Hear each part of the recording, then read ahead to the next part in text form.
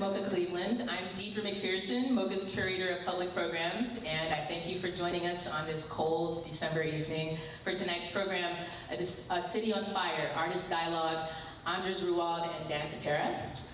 All MOCA Cleveland programs and exhibitions are supported in part by the residents of Cuyahoga County through a public grant from Cuyahoga Arts and Culture, the Cleveland Foundation, the George Gund Foundation, and the continued support of MOCA's Board of Directors, patrons, and members. So our sincere thanks go out to all of you for your continued support of these programs. The impetus for tonight's program is Anders Ruhwald, Unit 1, 3583 Dubois, currently on view here at MOCA in the Toby Devon Lewis Gallery on our second floor. This exhibition presents several life-size rooms and corridors based on the permanent installation that Ruhwald is creating in Detroit.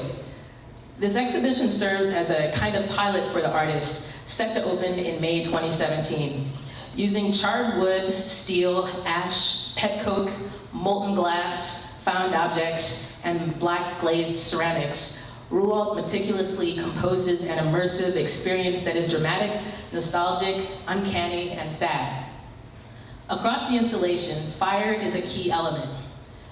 Something that consumes and transforms with equal verve. Fire symbolizes the cycle of transformation. Unit 1, 3583 Dubois is an affecting experience that engages touch and smell, as well as sight. Outfitted with materials from the artist, the building and the neighborhood, the installation is a living, evolving intersection of objects, forms, and spaces that retell various histories of and about this place. So to talk about this installation, we have two very special guests, fresh from Detroit. Anders, internationally acclaimed artist for ceramic works and installations that examine, among other things, our relationship to objects and an object's relationship to space. Anders moved to Europe from Detroit in 2005 to teach at Cranbrook Academy of Art.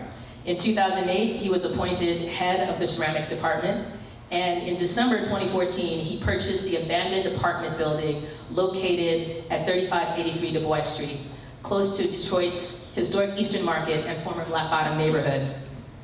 Also with us tonight is Dan Pitera, self-described political and social activist masquerading as an architect. Dan is presently the executive director of the Detroit Collaborative Design Center at the University of Detroit Mercy School of Architecture. So together, Anders and Dan will reflect on the evolution of Detroit, framing their conversation around Anders' exhibition and using it as a metaphor for the transformation of objects in space. We'll have plenty of time after today's talk for questions, and the gallery displaying Anders' work will be open until 9 p.m. So please join me in a very warm welcome for Anders and Dan. Thank you. Yeah, thank you. Thanks so much. I'll begin, and first to set up some ground rules. We're really not going to just do questions and then Anders will answer, and I'll ask a question and he'll answer. We're really going to try to do this as a conversation and set that up. And we're going to go on for about 45 minutes, maybe a little longer, and then open the floor. So please feel free to think about your questions, but maybe even if you really have something burning that we're talking about, raise your hand, and Deirdre will come by with the mic, and we'll answer that right at the spot. So we want this to be very open dialogue. I do think, given the introduction, that I should put a little context to the social-political activist masquerading as an architect, because it does sound a little bit much to be self-proclaimed that. It's not really that. I was in a meeting and someone came up afterwards to me and asked, or mentioned, Dan, you're really a social and political activist. And I said, yeah, I'm masquerading as an architect. So it sort of was, the impetus came from someone mentioning that to me. Which I think in time in this conversation, we will talk about that in terms of how that work fits within the context of Detroit, fits within the context of the United States, and so on.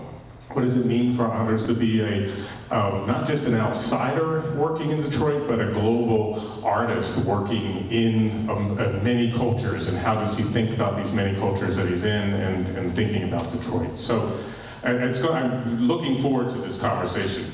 I want to, part of those ground rules is to set that really in our conversations earlier today, we talked a little bit about the difference of representation and the physical making of art.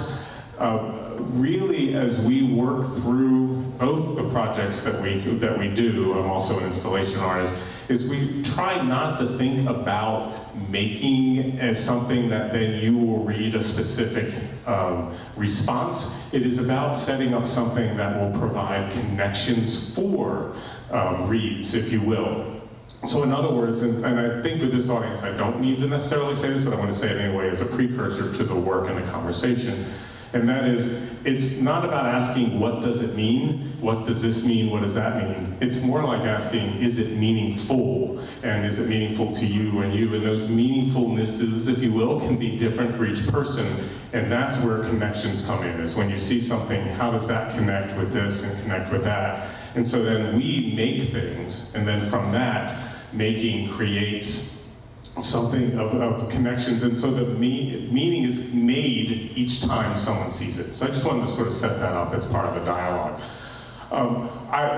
As Deidre started with fire, I wanted to start there, because when you see the title City on Fire, it immediately starts with negative connotations. But really, that if you think about fire as the way it was presented, it is something that's transformative. Fire, yes, it can burn, yes, it can kill, but it's also about rebirth. It's also about celebration, rituals.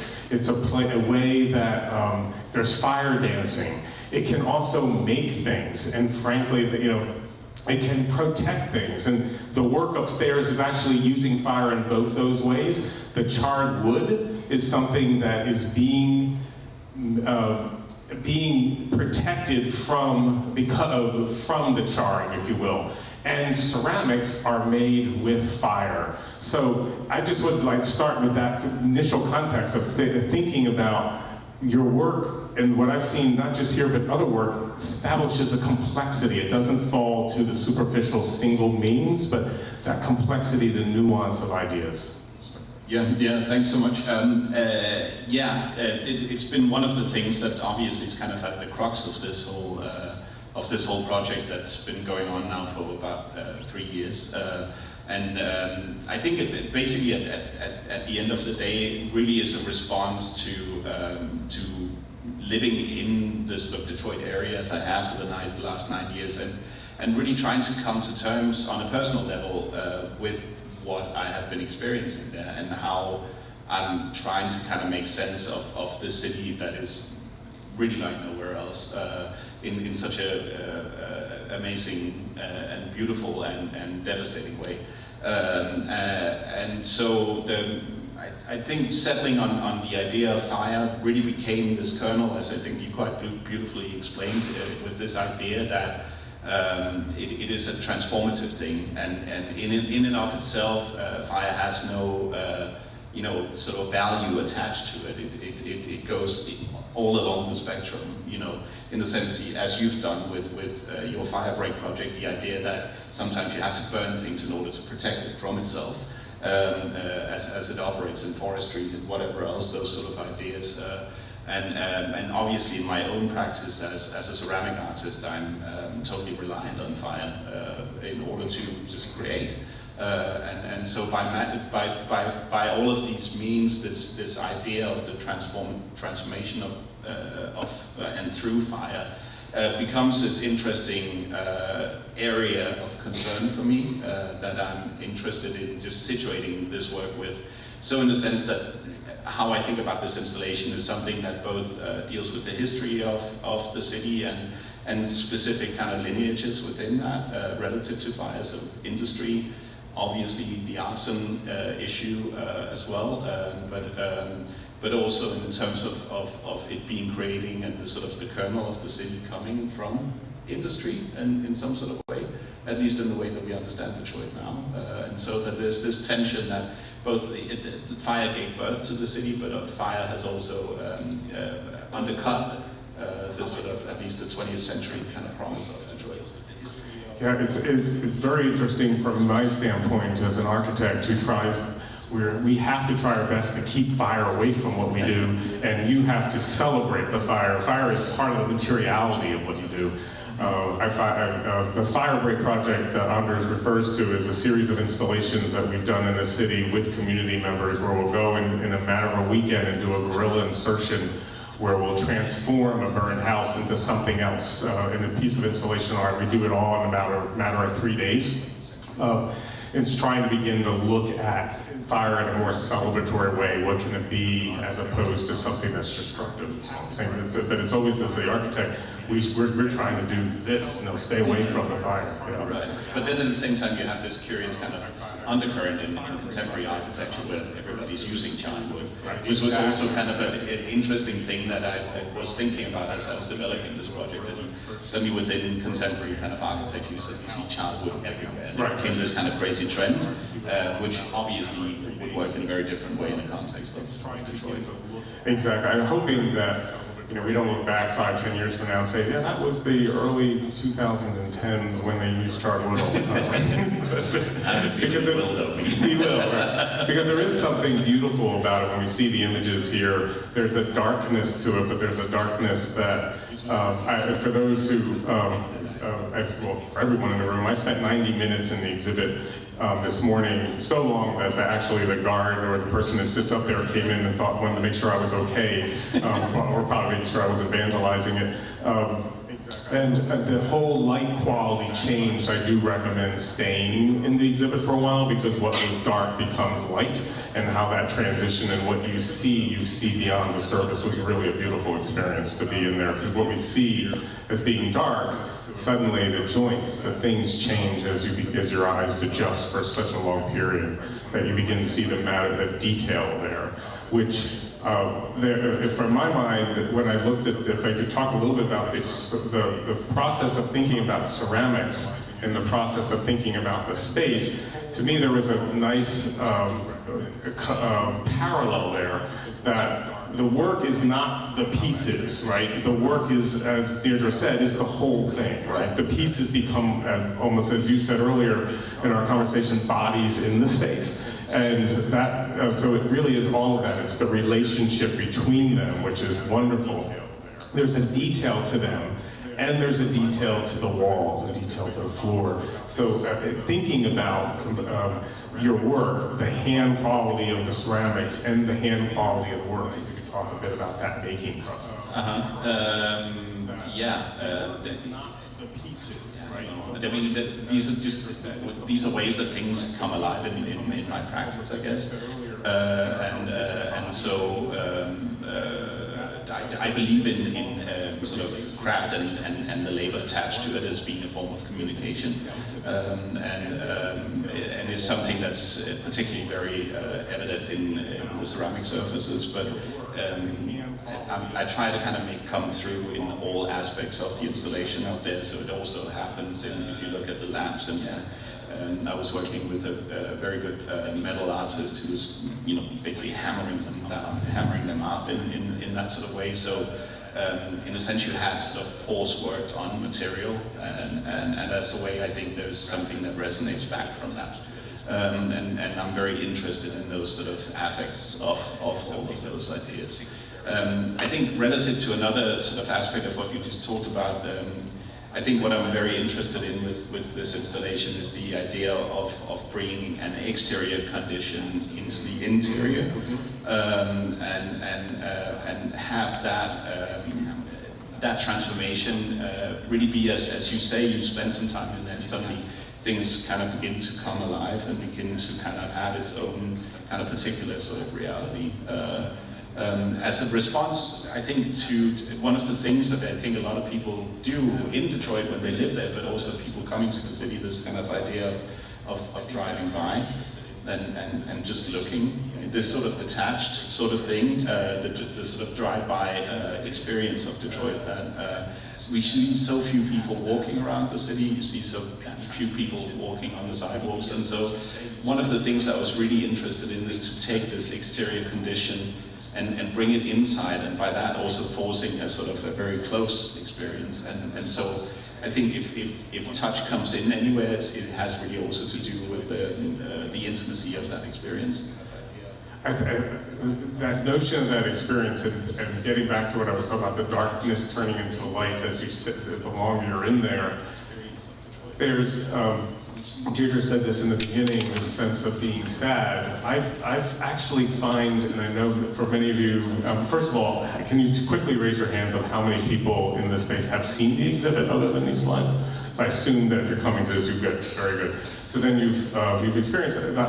So maybe to you it might seem odd what I'm going to say, but there is actually a hopefulness in it. And I think that has to do with the question I was asking earlier about talking about the craft. But that sense of experience inside, outside, and so on, that looking beyond the surface of a burned house, the surface of the blight, the surface we begin to see so much more, that Detroit isn't the 30-second news clip, the 30-second there's so much more to it. And same thing with cities as Cleveland, and so on around the country. Oftentimes, obviously, as you know, here that we're compared. Cleveland and Detroit are often compared. Cleveland has had a longer time working with the issues than we have, perhaps, but there's we're working through them now as well. There's a hopefulness there, and I don't know if it was if that's intentional to do, but I feel that. Can you respond to this? Yes, I think so. If there's a hopefulness, it's one that doesn't try to kind of make light of. Of the very severe place that the city particularly kind of felt like when I came to Detroit in 2008 and when the economy crashed. And you saw that one little kind of glimmer of hope that was there just before the crash happened, and then seeing that all of that sank, and then fortunately now that energy is kind of coming back up again. But if there's hope, there's one that's not trying to forget. And it's not trying to make light work or light sensitivity to something that is very severe and that is very heartbreaking in some ways. I mean, whenever I bring people to the city and we drive around or we walk around, the first thing that happens is that people just shut up. And then you're sitting, and you're sort of experiencing for, however long, a couple of hours or whatever, but people just go quiet.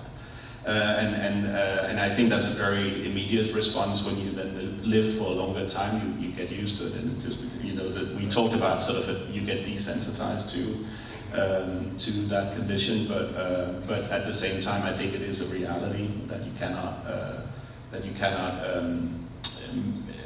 take too lightly.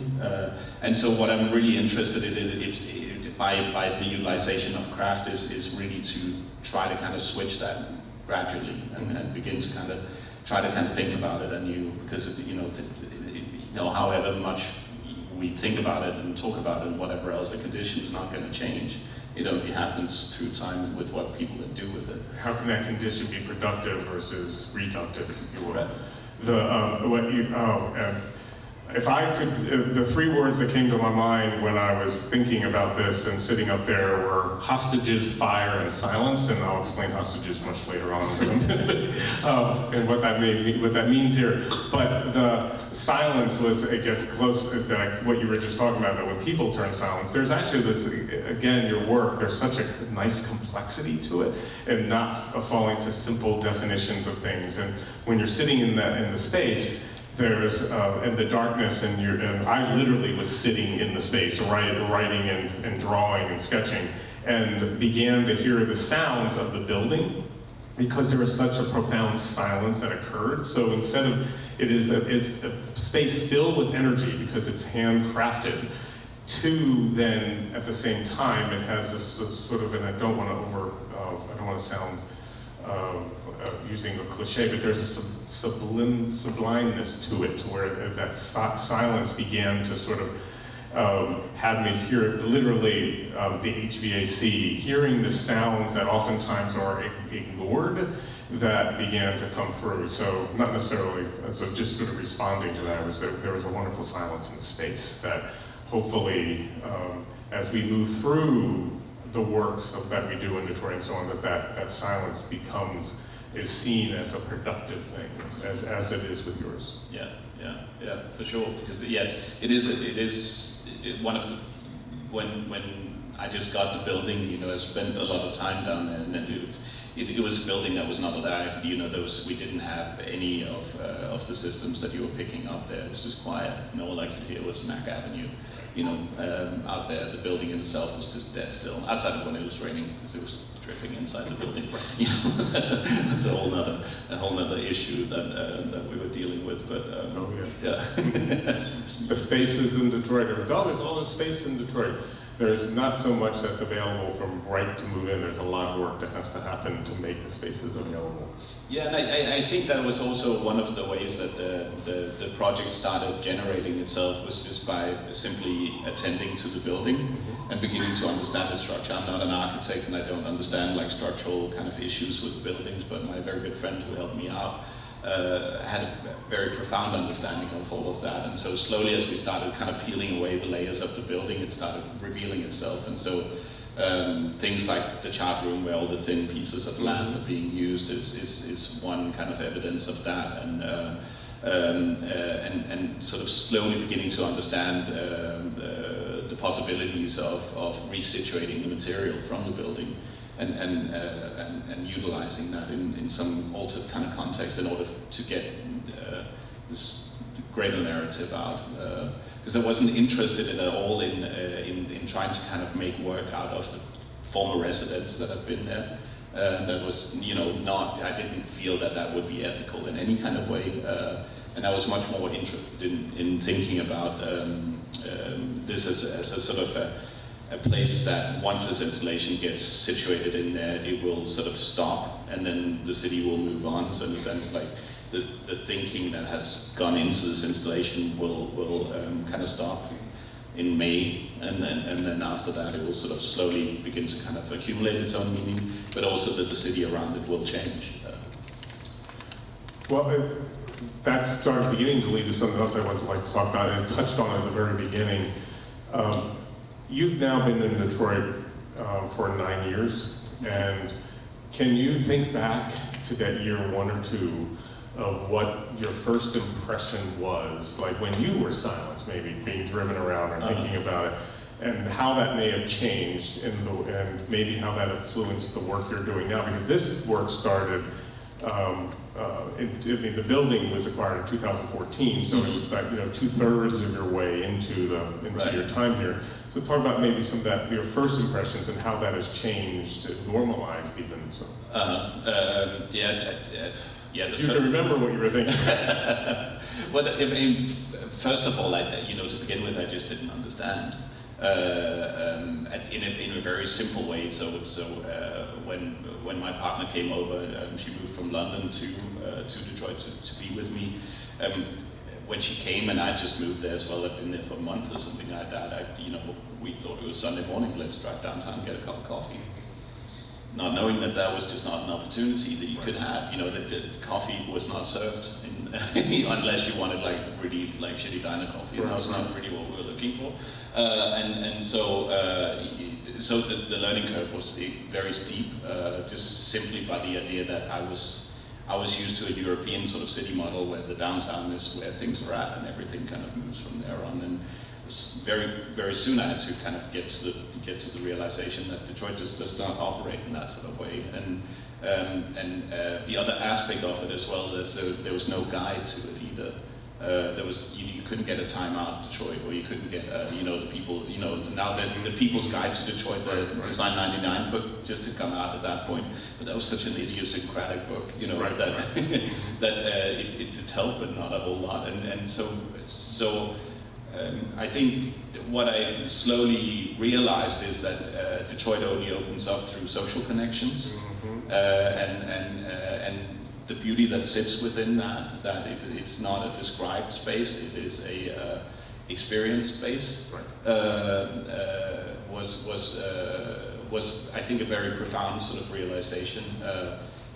I remember for the first 5 years before I started kind of coming around with this project, it was also, everybody was sort of, why are you not making work in response to that?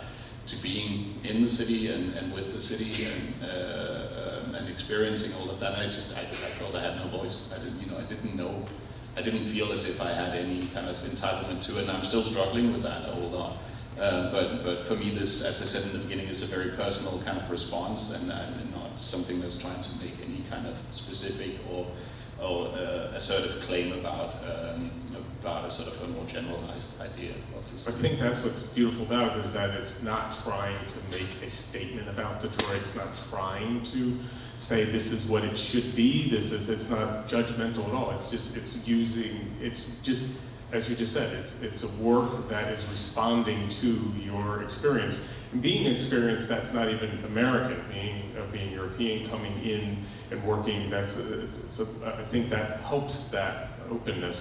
Mm-hmm. And I completely understand it's sort of the space of time. I mean, frankly, anytime someone comes from an outside location, whether they're now coming from here and going to work in San Francisco or going to work in New York, there should be time spent to begin to sort of soak in the space. Yeah. And then, but Detroit, it naturally happens because you almost feel paralyzed when you see the amount of space, stuff. Mm-hmm. We were talking earlier about your desire to even take students to different cultures to see a variety of things. Maybe you could talk about a little bit about that too, about the way you see yourself. I don't think you would probably say I'm a global artist, but an artist who has working within a variety of cultures now, how that affects, like, from where you came and so on. Yeah, honestly, I don't know. Hard to sort of but obviously something I think about a lot, because I have this Scandinavian identity, and I look very normative Scandinavian, I guess, Mm-hmm. I could easily be part of the Vikings, whatever series, right? And so and that is my upbringing, that is my thinking. I came from a social welfare system, and so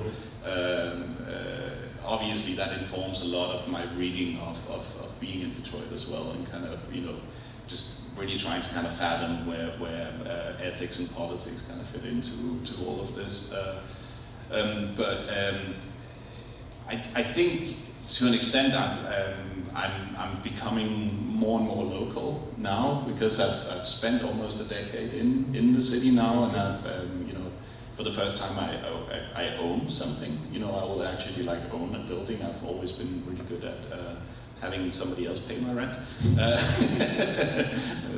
I've seen that as a specific skill of mine, and now I'm actually stuck with a ton of bricks. and that's a really particular kind of challenge in my mind, but also something where I feel as if perhaps, hopefully, what that is then is also a chance to bring some of that energy and that very extended network that I have as a way of bringing that to the city as well, and then to have that be part of the culture there in some sort of way. And now having people come visit you, because as was mentioned in the beginning, what's here is a precursor to the bill that this is going to go back and be set up in Detroit. It'd be great for any of you to come and visit it. Yeah.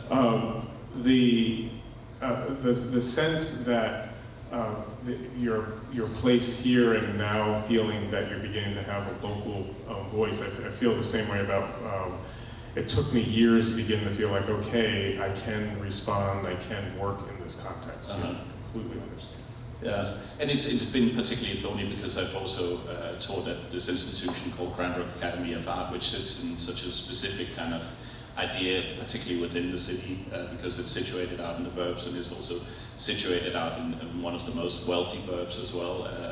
And so there is that sort of itinerant kind of tension as well, of being there and suddenly living in the suburbs, which I never really have done in my life before, which is like another kind of challenge in itself, and something I've been trying to shy away from, and why I'm eventually now moving to Detroit. So,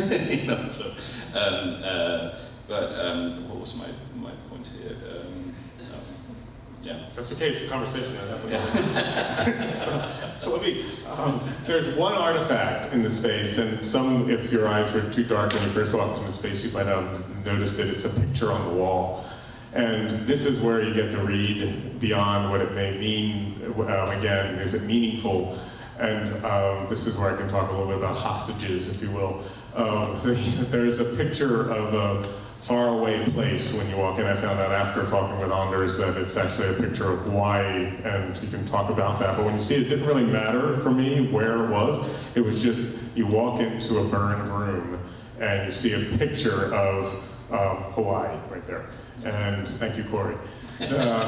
And this sort of space that's far away, space that you go to, and this, what became very, very, again, this sort of notion of local and being outside, it reminded me of that sense of uncanniness of arriving in a place and being a place that's really for many people unknowable, and or a space that can't be known by many. This space where there's blight everywhere, burned houses everywhere, but still seeing hopefulness, still seeing excitement and incredible communities working at getting things done. And what became aware of this was that oftentimes these spaces are now normal. They're the normative for people who live in these neighborhoods. And in some respects, they're held hostage by them in a negative way. So if you think about the Stockholm syndrome, where the captive becomes in love with the captor over time, I would argue that many of us in Detroit have become, if you will, in love, or at least we become so used to this that it's been made normative. And the work that Anders has done has begun, I hope when people can see it in Detroit, is sort of jolting us, as I sort of said in the beginning, to begin to see it in a positive way and what the possibilities can be. Because frankly, there's a big difference between ruin porn and celebrating ruins in their history of a place. So to say it another way, I now sound like I'm lecturing, so I apologize. But it's something that really, that first image right off the bat sort of struck to me was that when you walk around Rome, I tell this to my students and to other folks who will listen to me, that when you walk around Rome, there's blight everywhere. The Forum, the Colosseum, it's just the stones just lying on the ground, right? They just signed some really shiny bright lights on them, and now it's celebrated ruins. Yes, it's 2,000 years old, and ours may be only 50 to 100 years old, but there's a history to this blight that gets overlooked by the ruin porn, by the negativity of it. And so this notion that we are held, that's become normative to us, that we can't begin to see beyond it, is that picture resonated with me in a way that I think really was profound. And to me, that space now, hopefully this will jolt people to say how, again, as we've said earlier, how's it productive instead of negative? We don't want to become like every other city USA. We want to be Detroit and celebrating these things versus seeing them as something that's holding us back. Yeah, for me, I'm not sure I can totally subscribe to the celebration of it, in the sense that it is still very ambiguous for me, Sure. and it is still a very kind of unsettling thing and experience.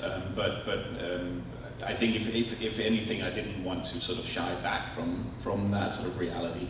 And also complicate perhaps that reality. There's this construction of Detroit also in the 80s and 90s being this kind of arson town as well, where at least as I understand it now, many of the house fires that are happening now in abandoned structures are actually happening because of vagrants just trying to keep themselves warm. Exactly. And so the sort of the idea that this is sort of a city gone wild. There's this whole other reality to it as well, which just really deals with hardcore poverty and the experience of living in that, living with that.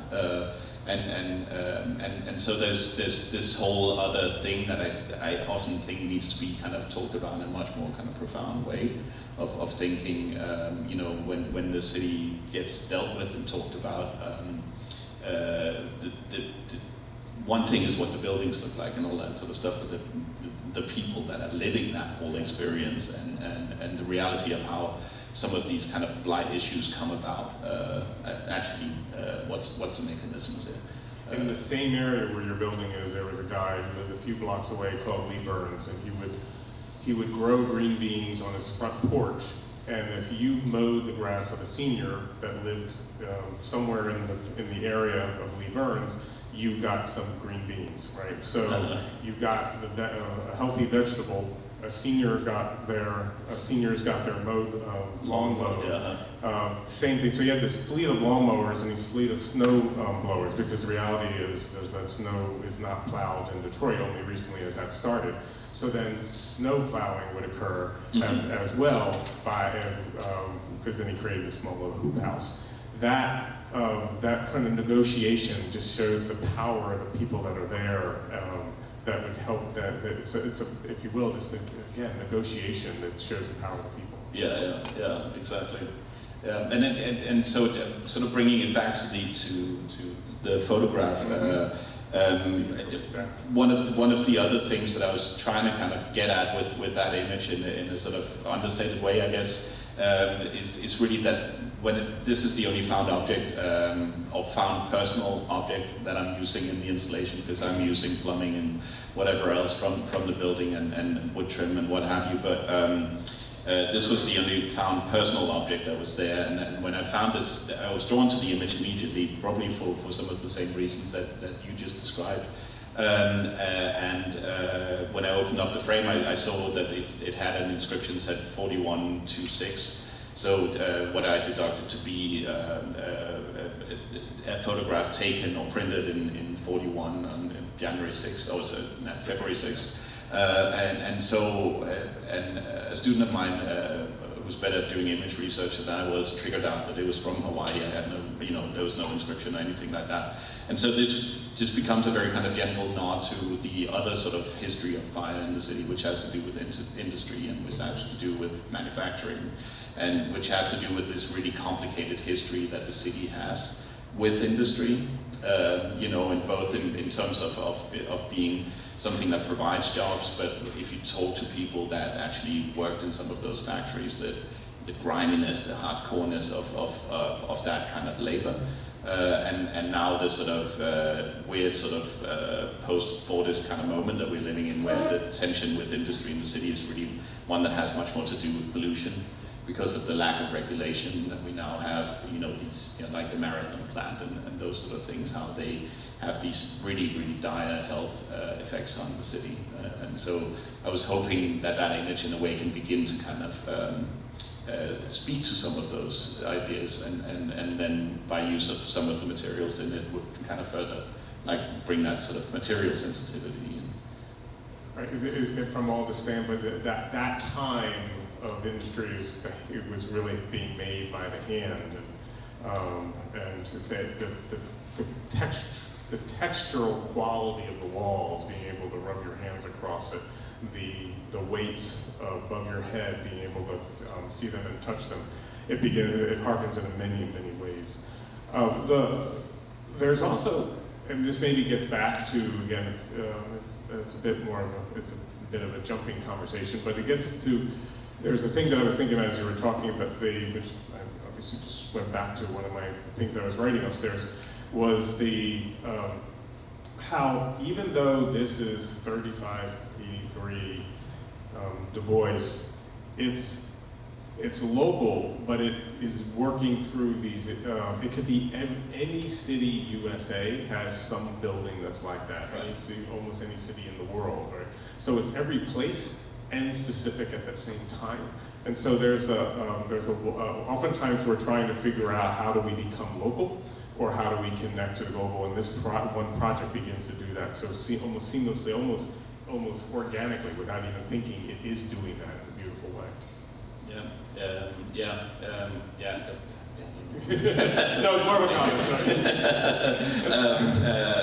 But it is, I'm thinking a lot about the building, and this is, the installation here is also just one component of this building, we haven't really talked about this yet, but there's also like an event space in the basement where just as an advertisement, anybody wants to come to Detroit on Friday, we'll have a reading by the author Lynn Crawford in the basement from 5 to 7, 3583 Dubois. I hope you can make it. So there's an event space in the basement, and we're also making a residency for artists there. So as a way of also thinking about it being having several kind of perforations or several ways into the building, and so it isn't only just about sort of experiencing the installation, but also there are other ways where you can experience it and sort of carry the life of the building, and hopefully begin to, get some attention to this area that otherwise is kind of left by itself most of the time.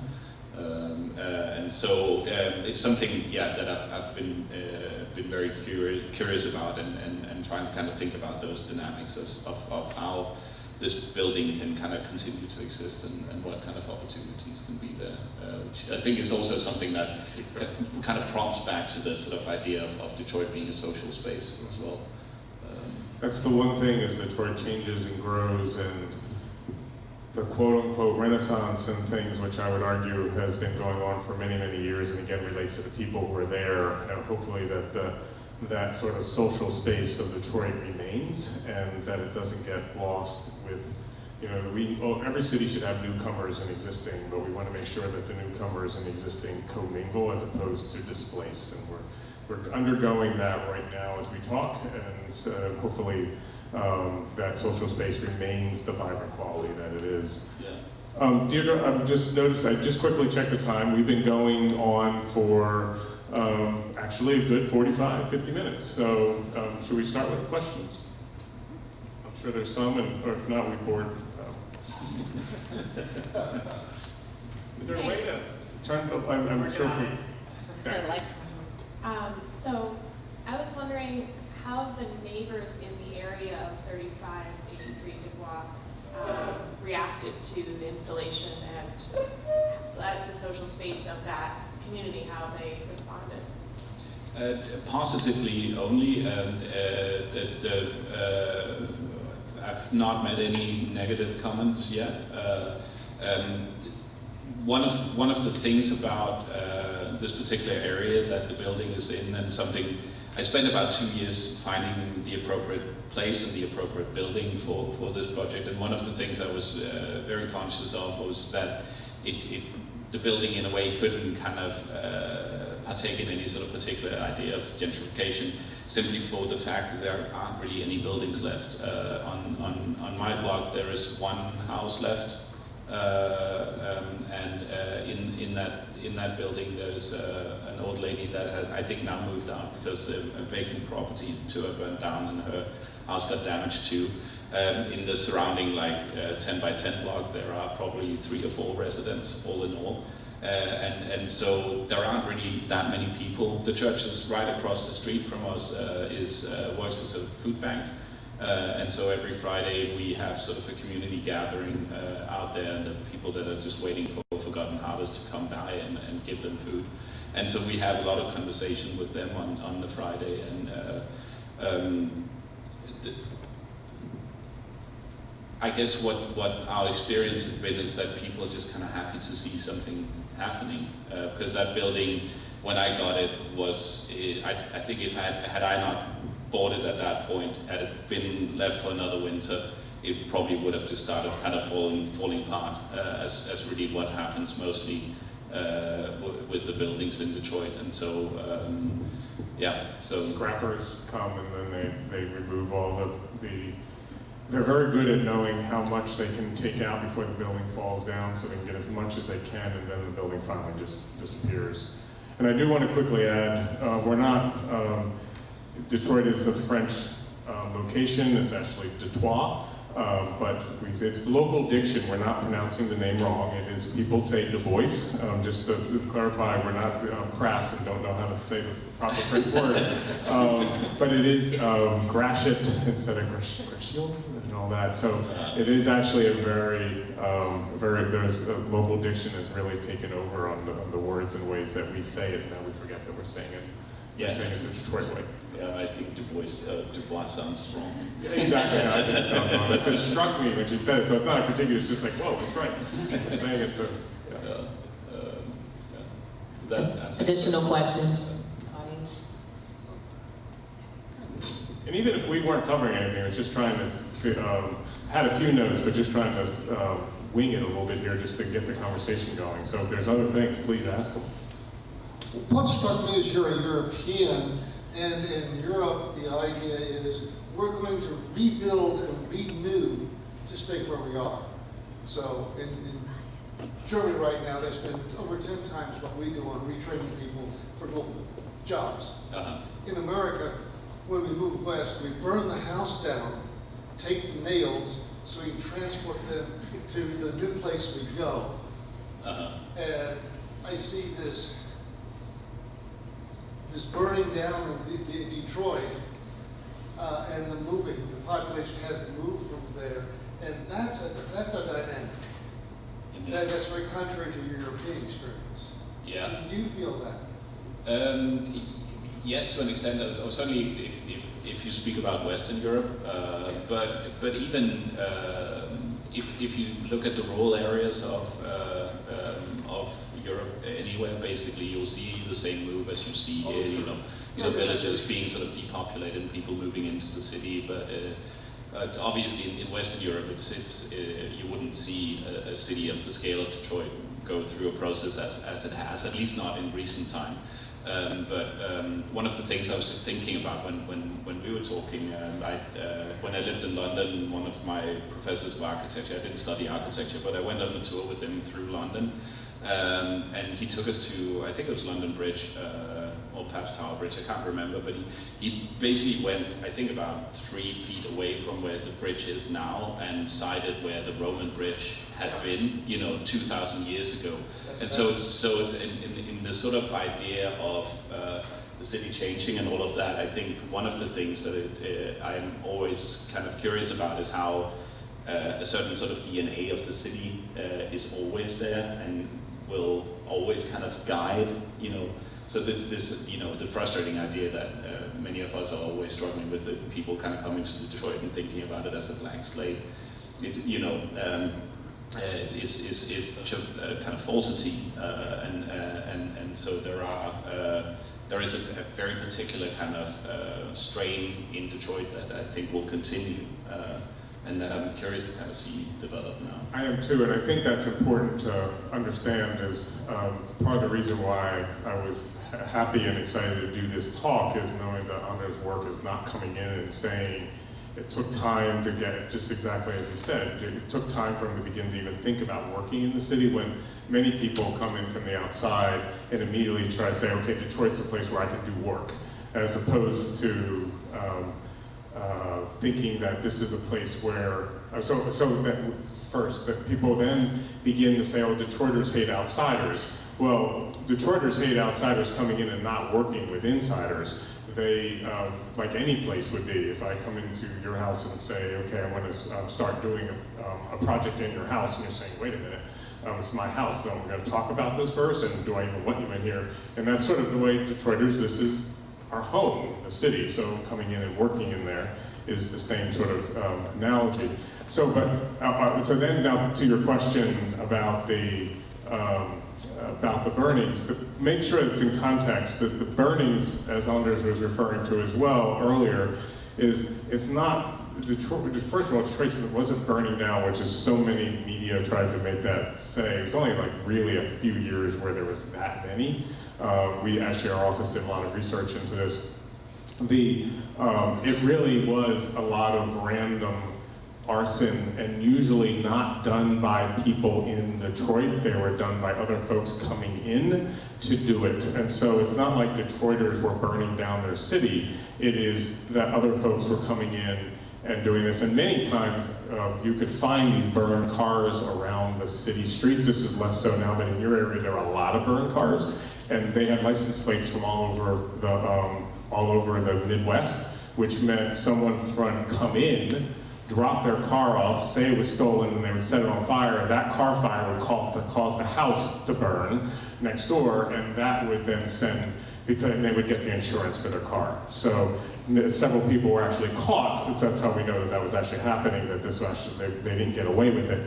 But you can go around the neighborhood and see cars with license plates from the whole Midwest, if not even further, to do that. So many times the burnings that we see now and then, but what we saw quite a bit before, were actually caused not at all in a deliberate way that you're suggesting, which would be great if we actually had some sort of sense to it. It was more senseless of people coming in thinking that this is, again, if I came to your house and I want to burn it down, senseless act, which became troubling to people in the area.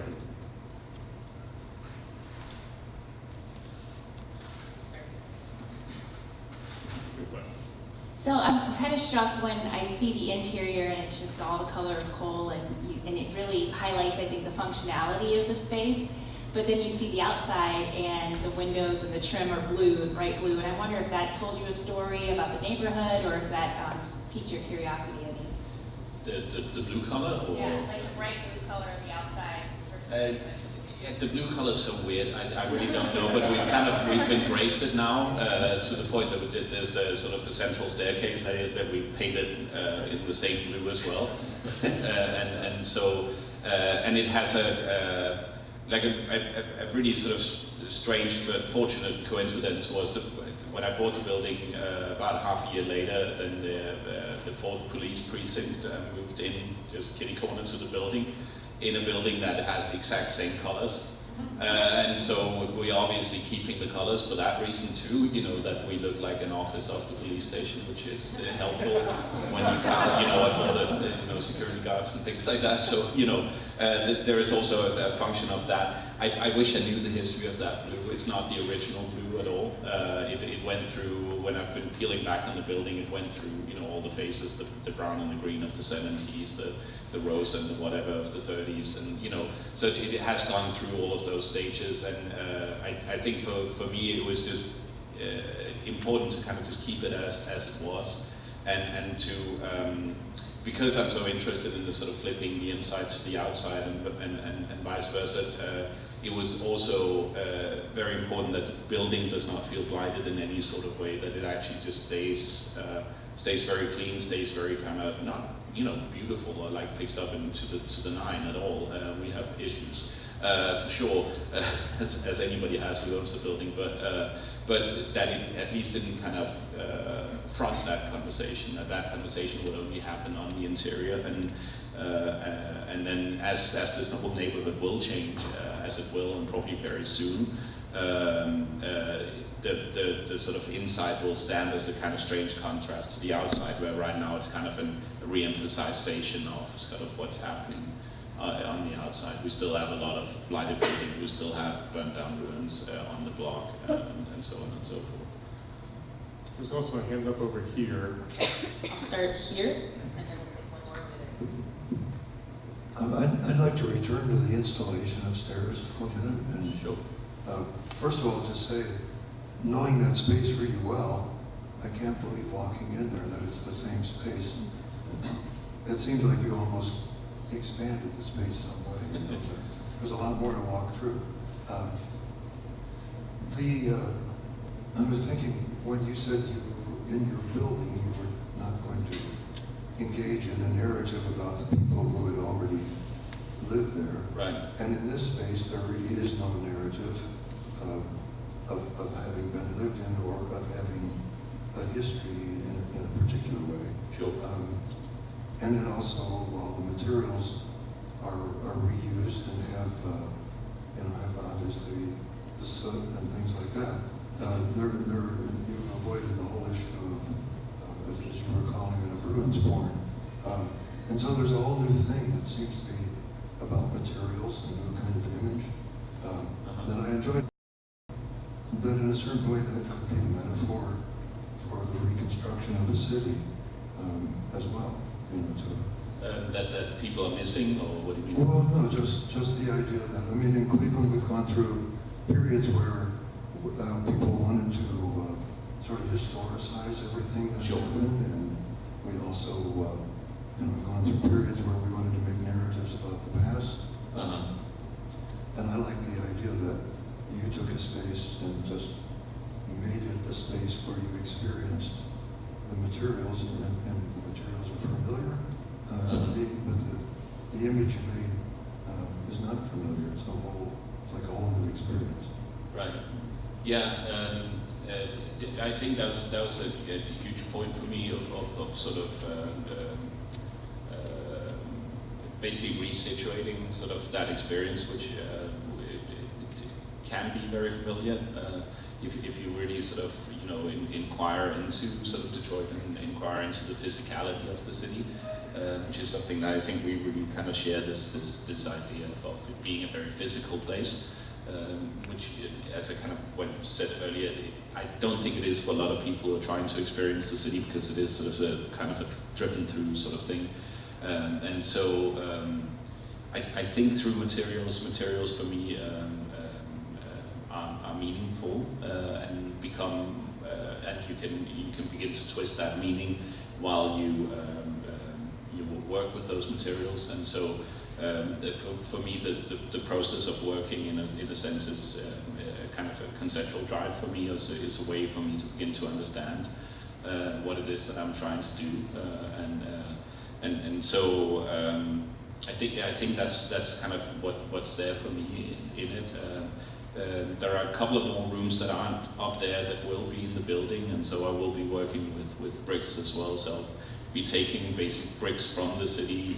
from a building that got torn down, and basically make a room inside the apartment out of bricks that will be double height, and so these the moves are very simple really when it comes down to it in what I'm doing with that installation, but hopefully it can be a way of thinking about what these materials are, what they represent in the context of a lived experience, basically. Because I think at the end of the day, where my curiosity really lies is this sort of idea that there were all these buildings that people still live with experiences of that no longer exist. And so what is that?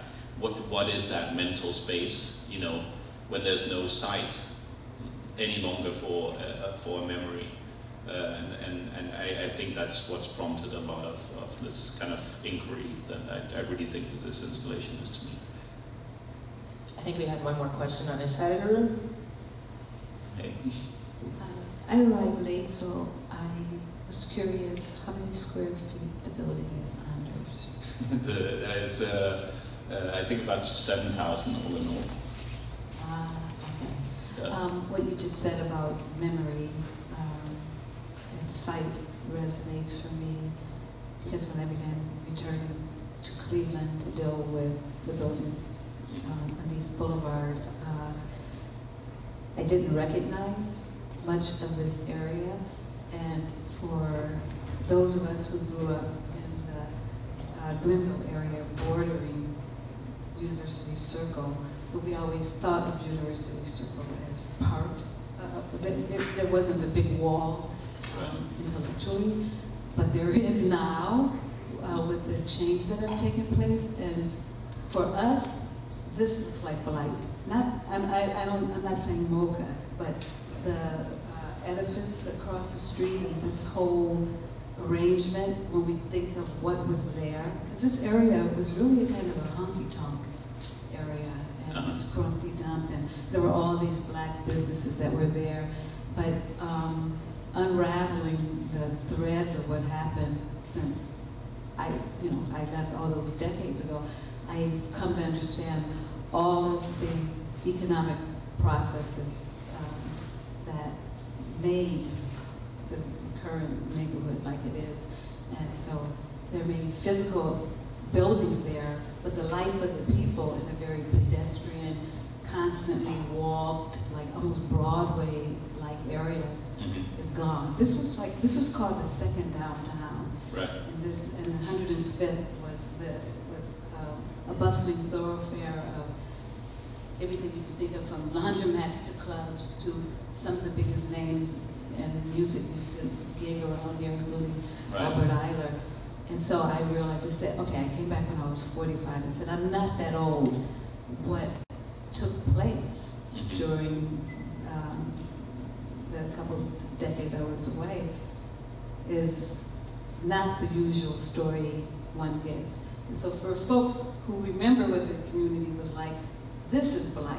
Right. It hurts because there was no reason to get rid of the black businesses that were across the street, like Alice Seifel, she still lives in the neighborhood. And for people in the community, we feel it was deliberate takeover, colonizing, to push back. So I thank you for your sensitivity and not coming in and territorializing everything right away, but to listen to the building. Thank you. I really appreciate that. I mean, it's been so I've stayed in Julie's building, and while I was here, while I was installing it, it's funny because the building I've been working on, your building, from the exact same period. And so there's so many of the details. We were so close to like stealing some of your wood trim once in a while, because otherwise we'd have to run all the way up to Detroit, which we of course we did. But no, your building is way too beautiful. But yeah, I mean, one of the specifics of the neighborhood that we were in, I-75, which is the highway that runs not too far away. There used to be a street called Hastings Street there, which was the sort of the center of black culture in Detroit, and where a lot of clubs were, a lot of black businesses were. And Billy Holiday always done that. Yeah, and so you know, that was then where the freeway was established, and by that became, I think, probably the beginning of the demise of this whole neighborhood. You know, we have just a little north of where the city is, or where this building is, there are two churches, and one is on one side of the highway, and one is the other side of the highway, but they're right next to the highway. You know, so communities that are just, you know, cut over in a very kind of violent way, and so obviously these are things that I've been thinking about a whole lot. But at the same time, I am a foreigner, and I will probably continue to be a foreigner in that area, and so for me it's important that the building kind of retains its original character to a large extent, but also tries to kind of just identify a moment, I guess, if anything, and then sort of stay with that. If I can. You would not have liked that. You know that I want to, it's lucky that you have Yeah. It was just a drive away, so, but thank you though. If I can quickly respond as well. First of all, I just want to say thank you for bringing that up, because our office works in a variety of different locations, and one area is called, it's Livernois Avenue, and it is an area where it's a part of your question, especially when you're centered in the middle of a series of neighborhoods, has to do with the folks that live in those neighborhoods as well, not necessarily seeing what's there as what should be there permanently, but even seeing it as interim. So what I mean is that this is an area that's primarily African American, with African American businesses, and they're asking for Red Lobster, they're asking for Chipotle, they're asking for it. So I would say, and part of it is, in our work, is they say, you know, this is great. We have Detroit Sip, this brand new, really great cafe that's opened up. And they said, that's great, but when will we get our Starbucks? And these are the questions we're getting, because that's still seen as, and we're saying, no, this shouldn't be interim. This isn't waiting for those things to come. Those things don't need to be here. Let them be over there, and this place can be authentic and remain where it is. And you can get them. You're driving to it now, drive there. Let this remain where it is. And it's been really thinking through that and making sure that the folks that are there and have been there now for a while, several are new, but it's entirely African American owned. Doesn't mean it has to remain that, but there should still be a balance. But if the folks that live there see that as interim, and they will come to life when they get these other businesses, and we say, no, you're alive now, and we just need more of this to occur. And it's that your kind of insight that we should always be fostering around neighborhoods like this, or we will get generic development. Yeah. Thank you. I know you're going to say, but I want to say thank you to Anders for getting the chance to really get to know him and to experience the exhibit, and to thank you all for being patient with our conversation and listening, and love to talk to you one-on-one afterwards as well. Yes, thank you all. First of all, thank you all for being here tonight. I know it's really cold, and a very, very special thanks to Anders and Dan for driving in from Detroit to be here with us for tonight's talk. The gallery will be open until 9 p.m., as will the MOCA store, so feel free to stay, hang out, and of course, if you have any more questions or conversation, they're available. Thank you. Thank you so much, Dan.